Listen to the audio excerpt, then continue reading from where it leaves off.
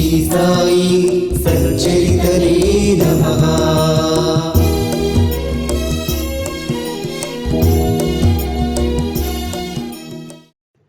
Shri Sai Satcharitra ఓవి to ఓవి మూల గ్రంథము శ్రవణ పారాయణ 15వ అధ్యాయం.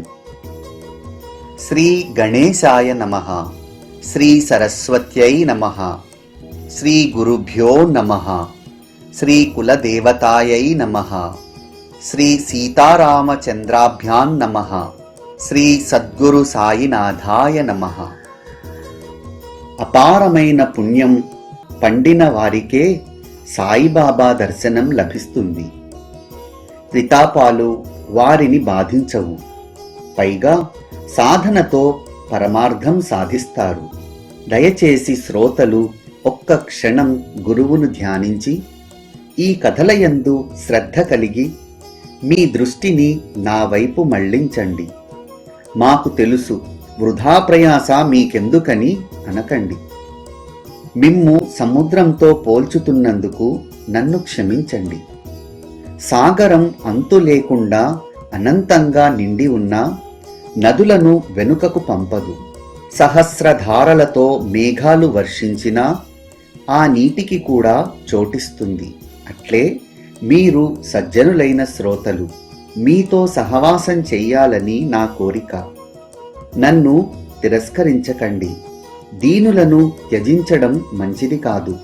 నిర్మలమైన గంగా జలం కాని, ఊరిలోని మురికి నీటి ప్రవాహం కాని, సాగర గర్భంలో రెండింటికి చోటు ఉంటుంది. ఆ సాగర సంగమం వల్ల ఎటువంటి అలజడి ఉండదు. అందువలన సత్పురుషుల కథాశ్రవణమందు శ్రోతలకు ఉన్న ఆసక్తి వలననే సాఫల్యతను పొందుతారు. కనుక నా యందు దయ ఉంచండి. ఈ కథామృతాన్ని సాదరంగా శ్రద్ధా సహనాలతో సేవిస్తే శ్రోతలు ప్రేమతో కూడిన భక్తిని పొంది కృతకృత్యులవుతారు. మరియు శ్రోతలు భక్తిని, ముక్తిని, భక్తులు సహజంగా పరమ ప్రాప్తిని పొందుతారు. భావార్థులు, సుఖశాంతులు, అందరి మనసులకు విశ్రాంతి లభిస్తాయి. గురువు నోటి నుండి వెలువడిన మధురగాథను వింటే భవభయ వ్యధ తొలగిపోతుంది. ఆత్మతత్వం స్వయం ప్రకటమై శ్రోతల మనసులకు ఆనందం కలుగుతుంది. ఈ అధ్యాయంలో ప్రేమమయుడైన ఒక భక్తుడు సాయిని ప్రార్థించగా వారు అతనికి దర్శనమిచ్చి ప్రసన్నులైన విషయాన్ని వినండి. అప్పుడే పాలు త్రాగిన పిల్లి పిల్లలు బయటకు వెళ్ళి తిరిగి వచ్చి తల్లి పిల్లిపై పడి మరల పాలు త్రాగటానికి పరుగెత్తితాయి. అప్పుడు ఆ పిల్లి విసుగుతో గుర్గుర్మంటే ఒక్క క్షణం అణిగి ఉండి, తల్లి కూర్చుంటే చాలు పిల్లులు దాని చుట్టూ చేరి ప్రేమగా తిరుగుతాయి. పిల్లులు పాలు త్రాగటానికొచ్చినప్పుడు ప్రేమతో పిల్లికి పాలు చేపగా అది గుర్గుర్మని అనకుండా ప్రీతిగా నేలపై కాళ్ళు చాపుకుని ఒరుగుతుంది. ప్రేమ జనియించగానే విసుగు మాయమవుతుంది. పిల్లలను గట్టిగా పెనవేసుకుని మాటి మాటికి నాకుతుంటుంది. ఎంతటి విచిత్రమైన దృశ్యం! పిల్లులు వాడి గోళ్లతో తల్లి పొదుగును గోకుతుంటే ప్రేమ ఝరి అధికమై పాలు అనేక ధారలుగా బాగా వచ్చేలా చేస్తాయి. ఆ పిల్లి పిల్లల అనన్య ప్రేమోత్పత్తికి తల్లికి పాలధార ఉత్పన్నమయ్యేలా సాయి పాదాల యందున్న మీ ఆసక్తి, భక్తి సాయి మనసును ద్రవింపజేస్తుంది. ఒకసారి హరిభక్తి పరాయణుడైన దాసుగణ గారి శ్రావ్యమైన సంకీర్తనను ఠాణా ప్రజలు కౌపీనేశ్వరాలయంలో ఏర్పాటు చేశారు. దాసుగణు సజ్జనుల ప్రార్థనతో హరికథను వినిపించేవాడు. కాని ఒక గవ్వైనా స్వీకరించేవాడు కాదు. అలా అని దురభిమానంగా ఉండేవాడు కాదు. కీర్తనకు గవ్వైనా ఇవ్వనవసరం లేదు. అతని శరీరంపై చొక్కా గాని, తలపై పాగా గాని ఉండేవి కాదు. నడుముకు సాధారణమైన పంచ ఉండేది, అంతే. అయినా శ్రోతలు అమితంగా వచ్చేవారు. అతని ఈ దుస్తుల కథను వింటే ఎంతో వినోదంగా ఉంటుంది. బాబా యొక్క కౌశలాన్ని స్వస్థ చిత్తులై వినండి. ఒకసారి సిరిడీ గ్రామంలో దాసుగణు కథ ఉండగా అతడు శరీరం పైన కోటు, కండువా, తలపాగా కట్టి బయలుదేరాడు. ఆచార పద్ధతిని అనుసరించి వెళ్ళి బాబా పాదాలకు ఆనందంగా వందనం చేయగా బాబా, "హవ్వా, పెళ్లి కొడుకులా అలంకరించుకున్నావు. ఇలా శృంగారించుకుని ఎక్కడికి వెళ్తున్నావు?" అని ప్రశ్నించారు. "కీర్తన చేయడానికి వెళ్తున్నాను" అని గణు జవాబిచ్చాడు. బాబా మరల అతనితో, "అంగరఖ, ఉత్తరీయం, తలపాగా ఇవన్నీ ఎందుకోసం ఇంత ప్రయాస? మనకివేవీ అవసరం లేదు. వీనిని నా ఎదుట తీసివేయి. శరీరం పైన వీని భారం ఎందుకు?" అని చెప్పారు. అప్పుడు వారి ఆజ్ఞానుసారం దాసుగణు వానిని వారి చరణాలయందుంచాడు. అప్పటి నుండి ఇప్పటి వరకు అతడు కీర్తన సమయాలలో ఎప్పుడూ చొక్కా లేకుండా చేతిలో చిరతలు, మెడలో మాలను ధరించేవాడు. ఆచారానికి ఇది విరుద్ధమైన, ఇది అత్యంత పరిశుద్ధమైన పద్ధతి. ఇది ప్రబుద్ధులలో ప్రబుద్ధుడైన నారదుని ప్రసిద్ధ మార్గం. ఇది నారదీయ మూల సాంప్రదాయం. ఇక్కడి నుండే హరిదాసుల పరంపర మొదలైంది. వీరి ధ్యేయం అంతరంగ పరిశుద్ధత. బాహ్యాలంకారాలు వీరికి అవసరం లేదు. అధోభాగాన్ని మాత్రం వస్త్రంతో కప్పుకుని చిరుతలు, తంబూరా వాయించుకుంటూ నోటితో హరినామాన్ని ఉచ్చరిస్తూ ఉండే నారదుని రూపం అందరికీ పరిచయమే. సాయి సమర్థుని కృపతో దాసుగణు సత్పురుషుల కథలను తాను స్వయంగా రచించి ఏ కానుకలు తీసుకోకుండా కీర్తనలు చేసి ప్రసిద్ధి చెందాడు. సాయి భక్తి యందు మరింత ఉత్సాహాన్ని విస్తరింపచేశాడు. ఆత్మానంద సాగరం వంటి సాయి ప్రేమరసాన్ని పెంపొందించాడు. భక్త శిరోమణి అయిన చందోర్కరు అత్యంత ఉపకారం చేశాడు. సాయి చరణ భక్తి బాగా విస్తరించడానికి అతడే మూల కారణం.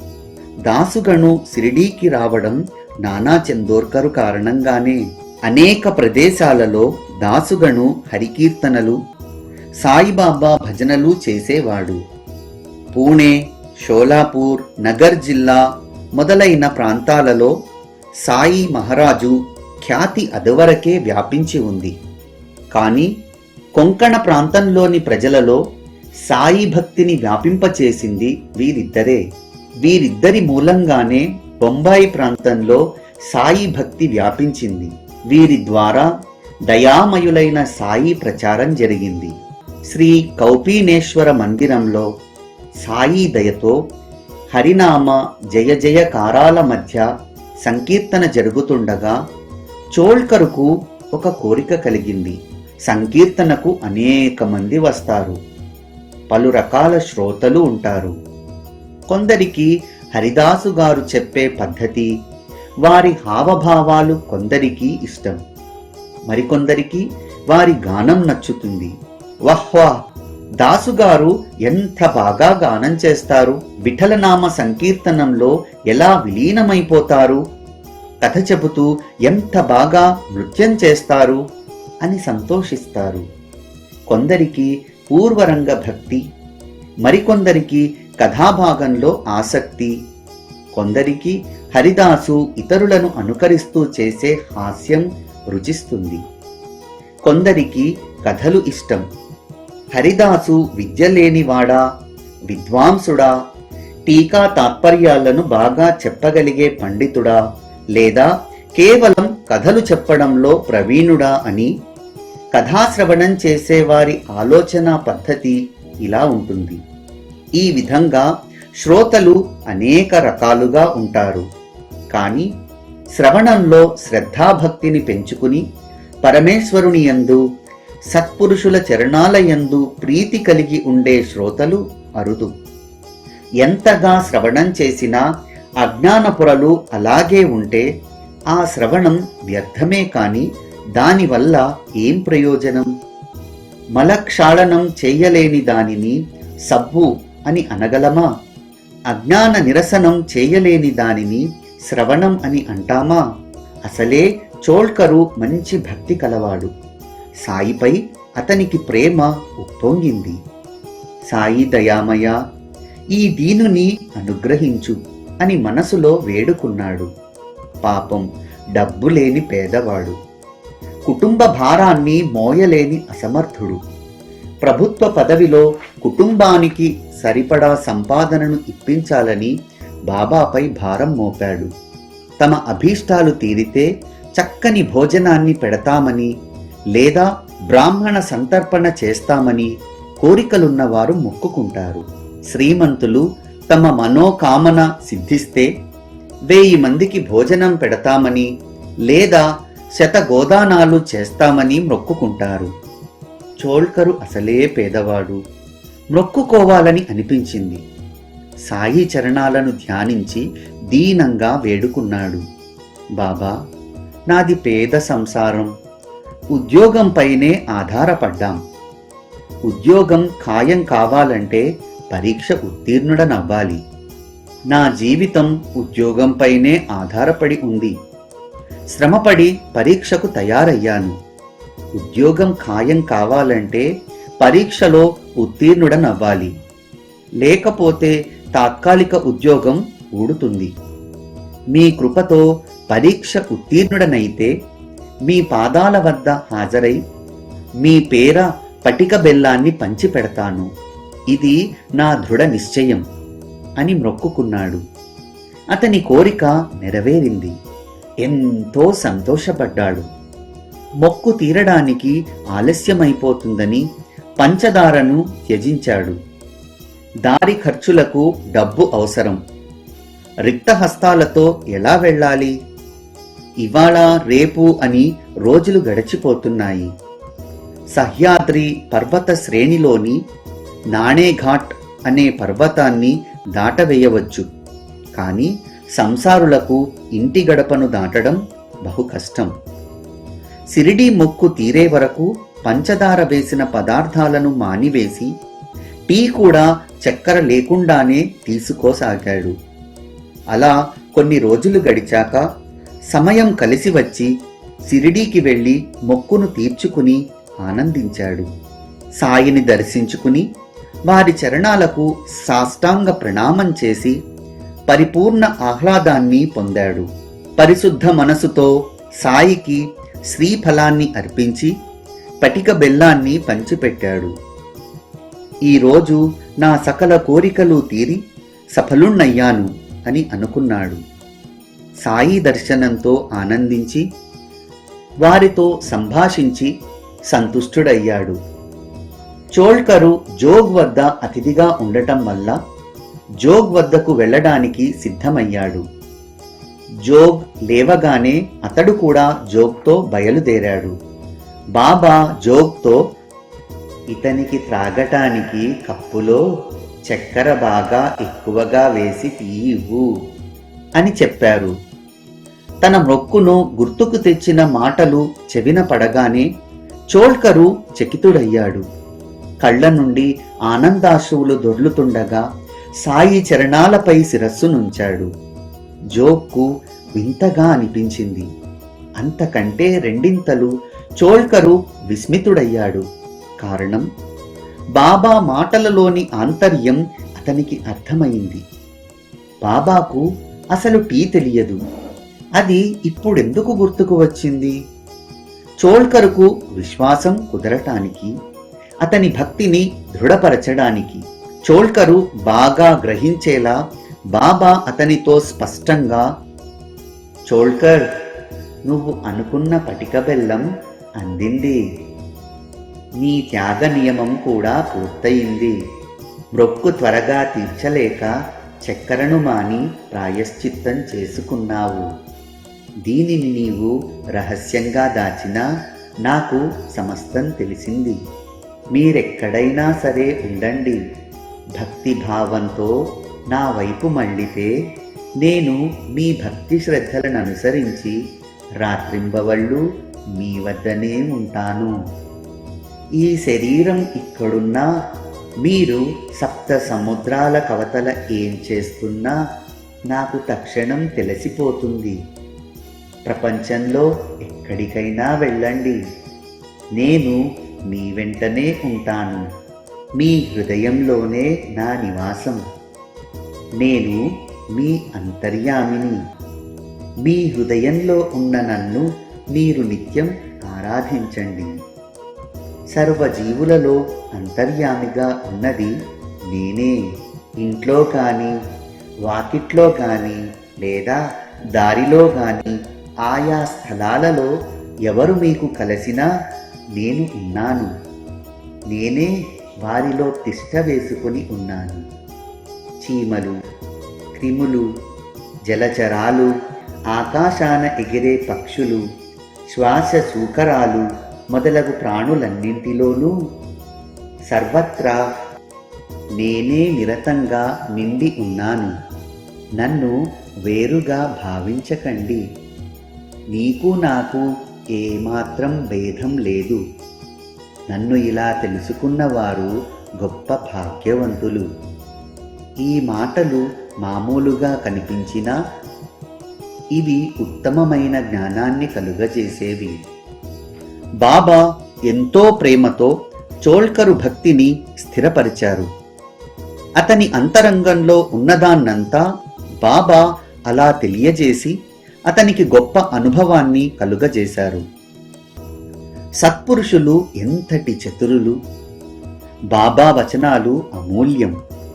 అవి భక్తుల హృదయాలలోనికి దూసుకుని వెళ్ళి ప్రేమ మడిని తడిపి భక్తి మార్గాన్ని తెలుపుతాయి. చాతక పక్షి యొక్క తృష్ణను తీర్చడానికి మేఘం దయతో ధారగా వర్షిస్తుంది. దాని ఫలితంగా భూమి అంతా తడుస్తుంది. అదేవిధంగా జరిగింది. పాపం చోల్కరు ఎక్కడివాడో దాసుగణ సంకీర్తన కారణంగా బాబాకు మొక్కుకున్నాడు. బాబా కూడా ప్రసన్నులయ్యారు. ఈ చమత్కార లీలతో సత్పురుషుల అంతరంగం ప్రకటమైంది. బాబా జ్ఞానోపదేశం చెయ్యడానికి తత్పరులై ఉండి ఇటువంటి అవకాశాలను కలిగిస్తారు. చోల్కరు కేవలం నిమిత్తమాత్రుడు. భక్తులందరికీ శ్రేయాన్ని కలిగించడానికి బాబా చేసే అనూహ్యమైన లీలలను అవలోకిస్తూ ఉండాలి. ఇటువంటిదే మరొక లీలను వర్ణించి ఈ అధ్యాయాన్ని సమాప్తి చేస్తాను. బాబాను ఒకరు ఏమని ప్రశ్నించారు, వారు దానికి ఎలా సమాధానమిచ్చారు? ఒకసారి బాబా మసీదులో తమ ఆసనంలో కూర్చొని ఉండగా ఒక భక్తుడు వారి ఎదుట కూర్చుని ఉన్నప్పుడు ఒక బల్లి కిచకిచమని పలికింది. బల్లి పలకటం, బల్లి పడడం భవిష్యత్తును సూచిస్తుందని అతడు సహజమైన జిజ్ఞాసతో బాబాను ప్రశ్నించాడు. బాబా, వెనుక గోడపైన బల్లి ఎందుకు కిచకిచమని పలుకుతుంది? దాని మనసులో ఏం ఉండి ఉంటుంది? అది అశుభ సూచకం కాదు కదా అని అడిగాడు.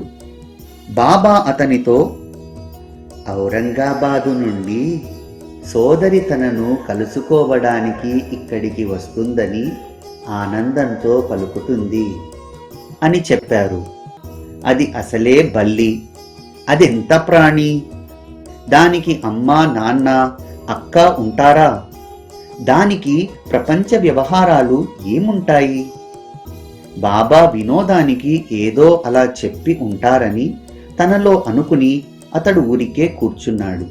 ఇంతలో ఔరంగాబాదు నుండి ఒక గృహస్థుడు గుర్రం మీద బాబా దర్శనానికి వచ్చాడు. అప్పుడు బాబా స్నానం చేస్తున్నారు. అతని ప్రయాణం ఇంకా ముందుకు సాగాలి. కానీ దాణా లేకుండా గుర్రాలు నడువవు. అందుచేత శనగలు కొని తేవాలని బజారుకు బయలుదేరాడు.